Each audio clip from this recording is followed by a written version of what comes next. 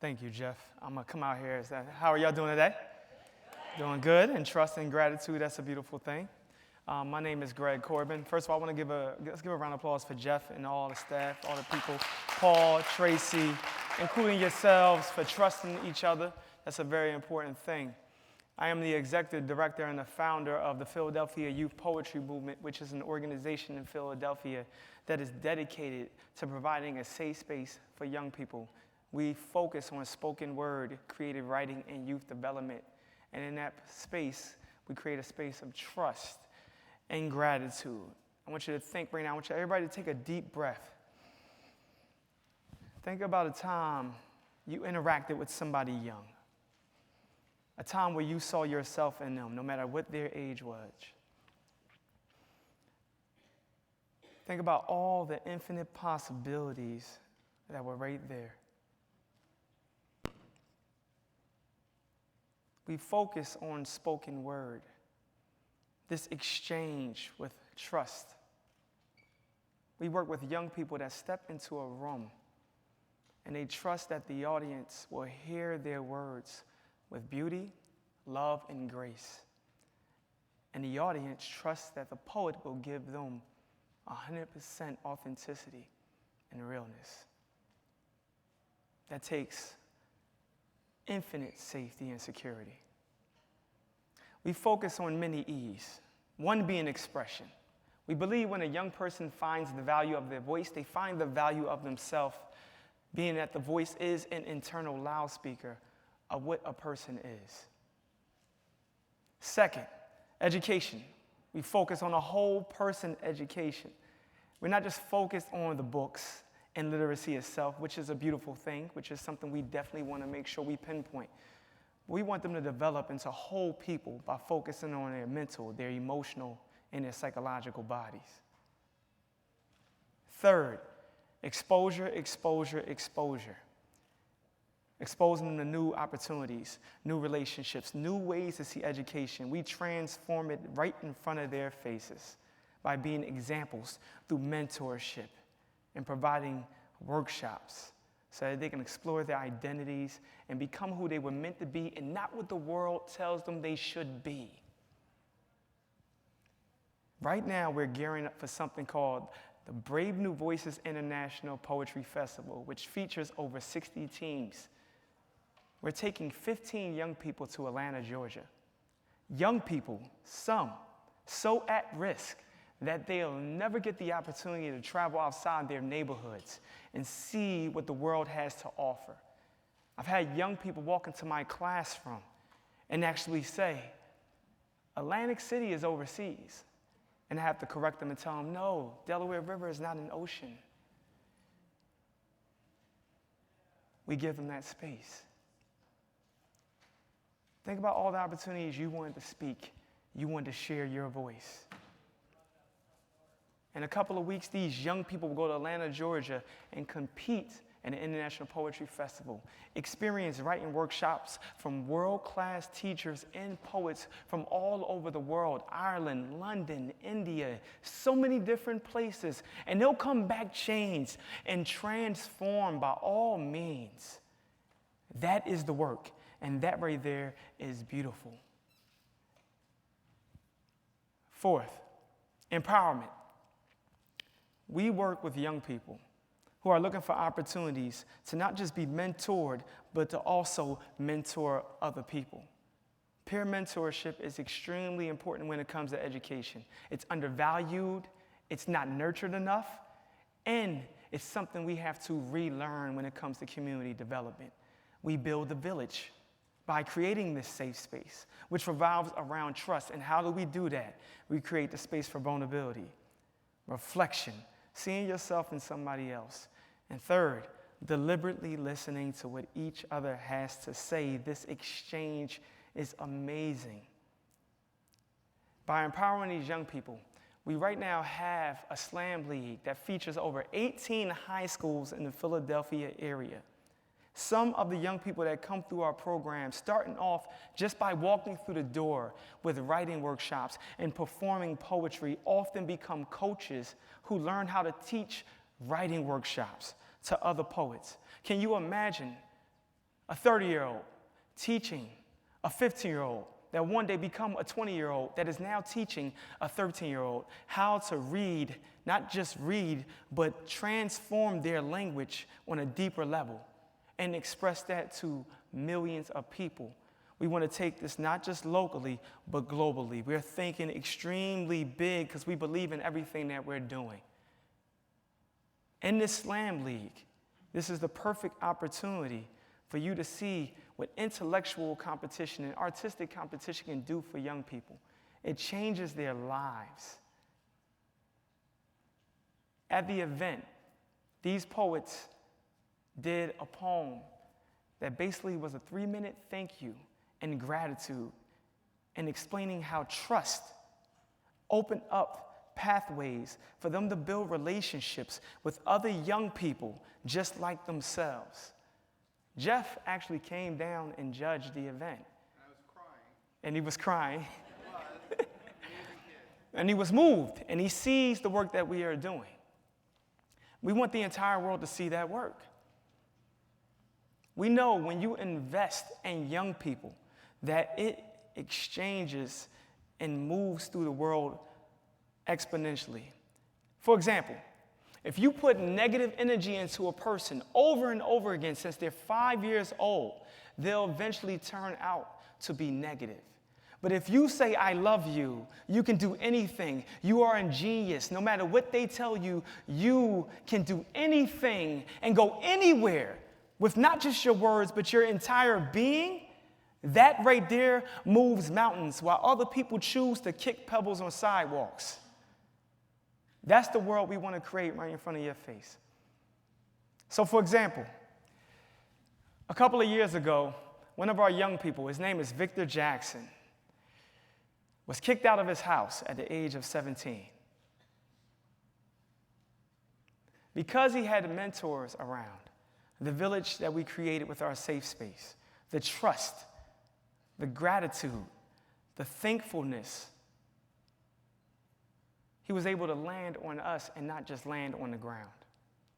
We were able to pick him up. I ended up adopting this young man. And it was not easy by any means. But the only way that relationship can take place, or the only way that opportunity can happen, is if he has mentors that he trusts. And when the mentors trust these mentees, that they could become anything, we take risk. We take risks that can change the world because we are present in that moment. So I want to share a poem with you. Is that okay? Yes. Okay. The poem is called Daddy Issues. Now, I grew up with a father. My father was no joke. My father was an amazing, hard-working man, blue collar all the way from Philadelphia, Pennsylvania. My father beat me a couple of times, spanked me and all those things, and he was there to keep me in track and keep me in line. And I remember the day when I couldn't respond to, the beatings or the spankings anymore, and he just would sit me down and he would talk to me. And I remember what he would pour into me. And one of those things is he said, you have to trust your heart and always tell the truth. And if people don't like it, then so what? Because you cannot live hiding under a rock. So, I want to share my truth with y'all. Is that okay?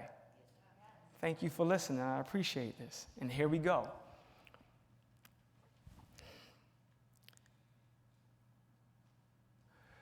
During the 1992 Olympics in Barcelona, Spain, a runner by the name of Dad Rittman would jump out the starting blocks. Running faster than the locomotive's heartbeat, he would tear a hamstring. An unknown man came from the sidelines, placed his arm around him, and helped him limp towards the finish line. Later on, the entire world will find out that that was his father. Real fathers never stop running for their children. Some fathers do, departing the path, turn in the opposite direction of their sun, afraid that the shine is too bright for them to raise. So they become moonlit darkness, cold world heartless, walking out of doors even if there is no exit carved in the home they have built, leaving their sons alone to drift in a sea of confusion. Hungry for clarity, they begin asking questions, wondering why no one ever passed them the baton. Fact, on a cold night in December, fatherhood would knock on my door. I would catch it like responsibility folding in the wind. Fact, I love my freedom so much that I haven't depended on becoming a father anytime soon. I've decided to be selfish. It's a healthy decision. Fact, the only thing I know about fatherhood is that I had the great one. Fact, I knew something was special about you the moment you walked through the door. With your eyes wide, hidden in clouds, you love the dream so much that you say things that are a galaxy away. You are a vintage fashion expert, a rebellious sneakerhead, trying to dig your name into the track of life, with each footstep dying to be remembered, not tombstone enough to be memory, living to be noticed for the greatness you have bursting inside you. You spin Motown records with your nostalgic fingers. You are the definition of karmic repercussion. You are reciprocity. I now know what my parents went through. 1, how many times I got to tell you to turn off the light? It's not like you're paying the electric bill. 2, the dish has been in the sink for like 3 days. Like, for real? 3, please stop leaving your stinky socks next to the joystick. I want to play video games too. 4, who walks by a bag of trash on their way out the house? 5, please flush the toilet. No one wants to see your poop. You remind me so much of myself, a professional procrastinator, a hopeful romantic, falling in love in seconds, breaking up in minutes, aiming at the shooting stars, knowing the constellation is what you really want. A scattered genius afraid that too much normal will make him too typical and too predictable and not magical enough at all, not mystical enough at all, not miracle enough at all. It's something about the both of us that love being outcasts in a world full of robust robots that forgot how to feel. You remind me how to feel. You remind me how to love. You have taught me that patience goes beyond the necessity, that it is not about the start, it will always be about the finish. I've screamed many midnights to the mountain peaks of my lungs, trying to get you ready for this vigorous challenge of being a man, held onto headaches longer than I held onto my own peace, drenched myself in worry that I wasn't doing it right. What if I'm not doing it right? What if I'm not doing this here right now? But I have to learn that a man can only become a man when he learns how to run on his own. That I can no longer be there to clean up the blood when you fall, help you with your crutches. But I will be there with a phone call, at least a text message, saying, I love you, son. I love you, son. I love you, son. Because fatherhood is not a sprint. It's a marathon. It's a marathon. It's a marathon. So we invite you to step into the world of the Philadelphia Youth Poetry Movement. We are focused on not just being local, but taking this thing global. Real recognizes real. And an investment in us is an investment in the future of all the young people, and not just Philadelphia, but every city with at-risk youth, or as we say, opportunity youth. And we are also focused on opportunity adults also, because your creativity and your imagination isn't limited. And we believe that intergenerational learning is the way to build a bridge with words, that there should be no gaps in humanity, that we can all connect on the most intimate, humane level possible. So we invite you. We'll be outside, ready to talk. We have business cards. We have shirts. Thank you for listening to me today at EDU. 140 Conference.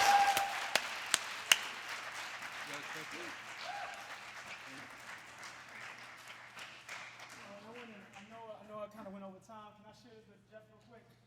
So I wanted to make sure that we give Jeff a shirt. And Jeff, we gave him a shirt last month when he came, a couple weeks ago. And he said, what size? He said, I should do an XL. I said, no, Jeff, we got to put you in larges, man. I believe in you. I believe in you. I believe in the sustainability. I want you to trust me. I want you to trust me. Same way these young people trust us with their words, and they trust us with their messages. I trust you with everything that you're doing. And your heart is beautiful. And this shirt is from the Philadelphia Youth Poetry Movement. Love you.